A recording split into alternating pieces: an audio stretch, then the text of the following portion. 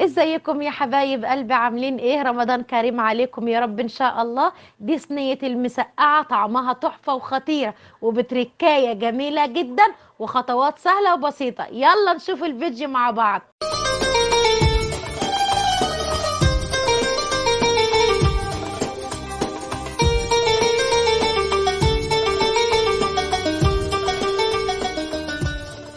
السلام عليكم ورحمة الله وبركاته. اللهم صل وسلم على سيدنا محمد وعلى آله وصحبه أجمعين. أشهد الله إني أحبكم في الله. النهاردة إن شاء الله بإذن الله هنعمل مسقعة. طبعا مش هيبقى كل يوم فراخ ولحمة وسمك، أكيد طبعا هيبقى فيه يوم اقتصادي في النص. إن شاء الله بإذن الله هنعمل النهاردة شوية مسقعة. كل بيت مصري بيخاف من المسقعة عشان بتشرب زيت، لكن مع ام عمرو ان شاء الله باذن الله هتجربيها مش هتبطلي تعمليها لتركايه معينه مش هتخليها تشرب معاكي زيت من اول نقطه في الطاسه لاخر نقطه في الطاسه. بص حضراتكم كده هنقطع البتنجان، ما نقطعهوش لا رقيق قوي ولا خفيف قوي، يعني بالنص كده. ان شاء الله باذن الله هتجربوا الطريقه ديت مش هتبطلوا تعملوا مسقعه ابدا. هنكمل بقى بقيه الكميه وهوريكم التركايه اللي تخليه ما يشربش زيت ابدا. هنرجع لحضراتكم تاني. ورجعنا تاني لحضراتكم بعد ما خلصنا كل الكميه بتاعه البتنجان، وهوريكم التركايه الجميله اللي مش هتخليه يشرب زيت باذن الله، هو الملح. هنرش الملح كده على البتنجان. طبعا احنا دلوقتي فاضل 3 ساعات على المغرب.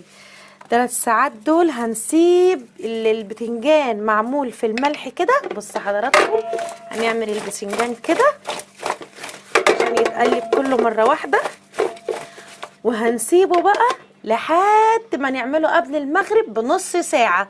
هتبص تلاقوا المية بتاعت البتنجان كلها نزلت، اللي هي اساسا بتشرب زيت على طول. الملح ده بيعمل طبقة عازلة بيخلي البتنجان ينزل ميته، ما يخلوش يشرب زيت.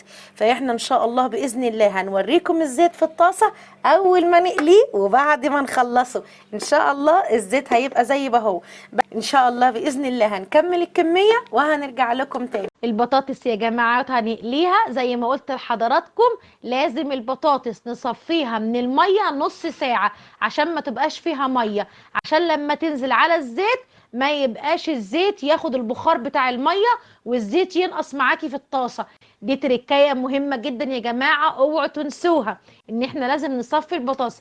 هنا مع بعض هنعمل البتنجان اهو. طبعا ايه، شوفوا دي المية بتاعته اللي نزلت من البتنجان كده اهوت. هنعمل الصلصه اهوت. ما نكترش زيت يا جماعه عشان هو اصلا البتنجان والبطاطس فيهم زيت، فما نكترش الزيت. هننزل الاول هنا معانا عشان مش هنحط الفلفل هنقليه بقى، لا الاول هنشوحه. هناخده تشويحه كده الاول زي ما يكون هنحمره بالظبط في الطاسه، بس هنا هنشوحه كده. وهننزل معاه بالثوم.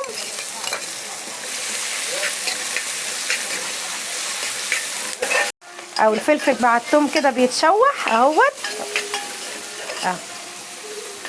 بسم الله ما شاء الله. ما تنسوش بقى اللايك الجميل بتاعكم ده، عشان ان شاء الله باذن الله هتلاقوني اعمل لكم كل يوم فقره جديده من اكلات الاقتصاديه بتاع ام عمرو. معانا هننزل بالقوطه. بسم الله ما شاء الله، لا حول ولا قوه الا بالله، الله اكبر. بسم الله ما شاء الله، الريحه والله تحفه، اللهم بارك يا رب. كده الكمون المكون الرئيسي اللي احنا هنحطه في كل صلصه يا جماعه عشان الحموضه، السكر. بسم الله ما شاء الله، اللهم بارك يا رب. الريحه تجنن والله، الله اكبر يا رب. ما احنا بقى النهارده امبارح فطرنا سمك، اول امبارح فطرنا فراخ، نعديها النهارده ونفطر مسقعه. لازم يوم في الاسبوع كده او يومين يبقى اقتصادي، وان شاء الله هتلاقوه مع ام عمرو باذن الله. كده يا جماعة. حطينا المكونات كلها اهيت وهندخلها الفرن 10 دقايق. كده يا جماعة الشكل النهائي للمسقعة الجميلة اللي ما شربش زيت. طعم حكاية والله. ما تنسوش بقى الاشتراك واللايك الجميل بتاعكم عشان القناة تكبر بيكم ومعاكم ان شاء الله بإذن الله. واستودعكم الله الذي لا تضيع ودائعه.